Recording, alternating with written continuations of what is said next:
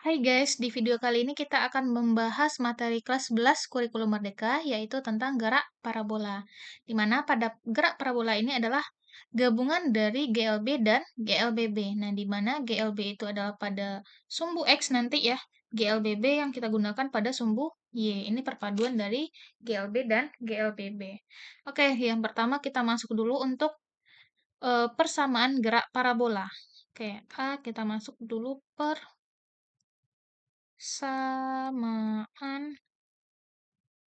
gerak parabola. Nah, kalian harus tahu ya, sebelumnya kalian udah belajar GLB dan GLBB. Nah, dari definisinya, kalau gerak parabola itu adalah gerak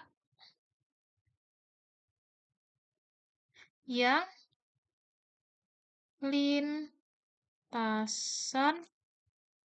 berupa parabola atau setengah lingkaran ya, setengah lingkaran. Itu dari definisinya. Nah, gerak parabola juga hasil dari perpaduan gerak lurus beraturan dengan gerak lurus berubah beraturan. Yang GLB-nya di sumbu X, sedangkan yang GLBB-nya pada sumbu Y. Bisa kita tulis ya. Hasil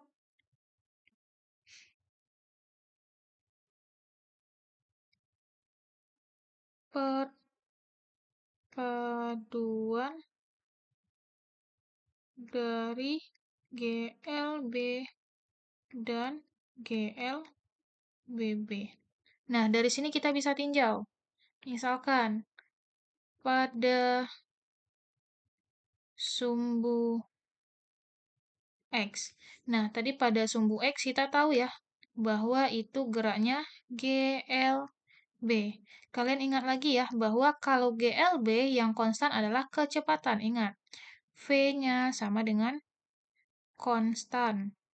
Nah, sedangkan di review lagi materi GLB dan GLBB-nya, pada sumbu Y, berarti itu udah gerak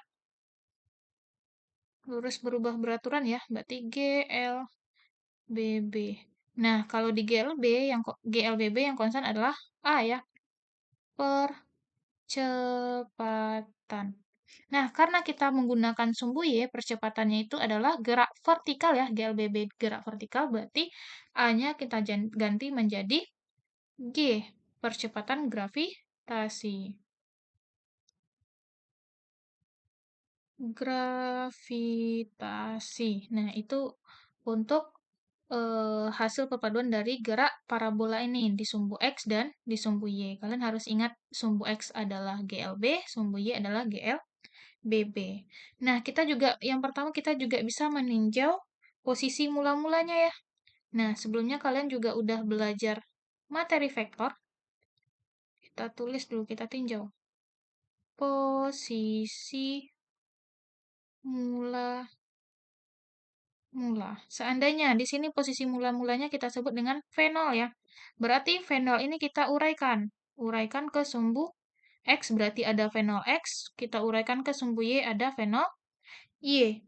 Nah, berarti ingat, kalau dia vektor, kalau di samping sudut, berarti di sini ada V0X atau bisa juga kita sebut dengan Vx sama dengan karena dia sudutnya di samping sudut, eh, F-nya di samping sudut, kecepatannya di samping sudut, berarti dia sin atau cos. Berarti kalau di samping dia V0 cos theta, karena sami ya, samping miring. Nah, sedangkan V0Y, atau juga bisa kita sebut, kita sama dengankan, yaitu VY, itu sama dengan V0 sin theta. Nah, di atas theta ya, kita ubah aja ini alpha kita bikin ya.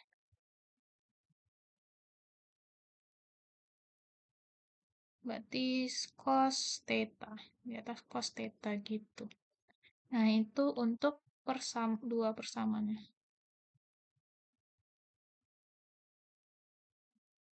Itu untuk posisi mula gitu.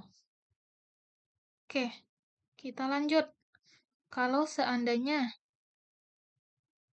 setelah misalkan bolanya bergerak setelah bergerak beberapa detik. Setelah bergerak beberapa detik. Nah, misalnya gini. Kalau bergerak dia setelah beberapa detik, seandainya dia ada final, berarti ada final Y di titik B ya. Berarti kalau di titik B kita uraikan juga terhadap VY, kita uraikan juga terhadap Vx. Ingat ya, kalau Vx ini dia selalu konstan karena di sumbu X. Ini juga konstan. Nih ya, dan juga ini ada Vx-nya gitu, konstan. Sedangkan Vy dia selalu berubah karena dipengaruhi oleh gravitasi. Nah, misalkan dulu ya, di sini setelah dia bergerak di sumbu X. Misalkan pada sumbu X, kita tinjau pada sumbu X dulu. Pada sumbu X, ingat lagi, kalau sumbu X dia geraknya adalah GLB.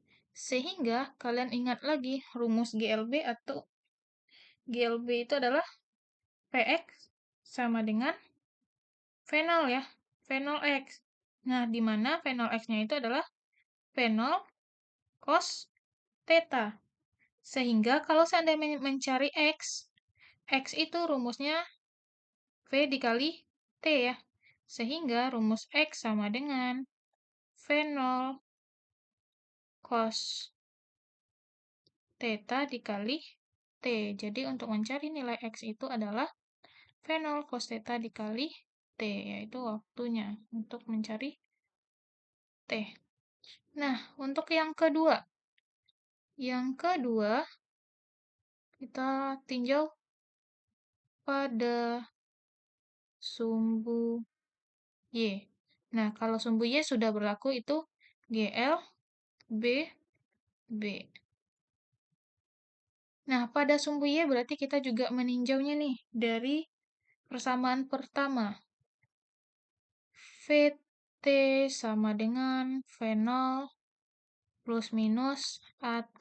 Kalian ingat ya, ini kecepatan akhir. Berarti karena kita di GLBB, itu kita sebut dengan VY sama dengan V0. V0-nya itu adalah V0 Y plus minus. Karena dia naik ke atas, berarti dia melawan gravitasi. Kita tulis minus, A-nya kita ganti G kali T.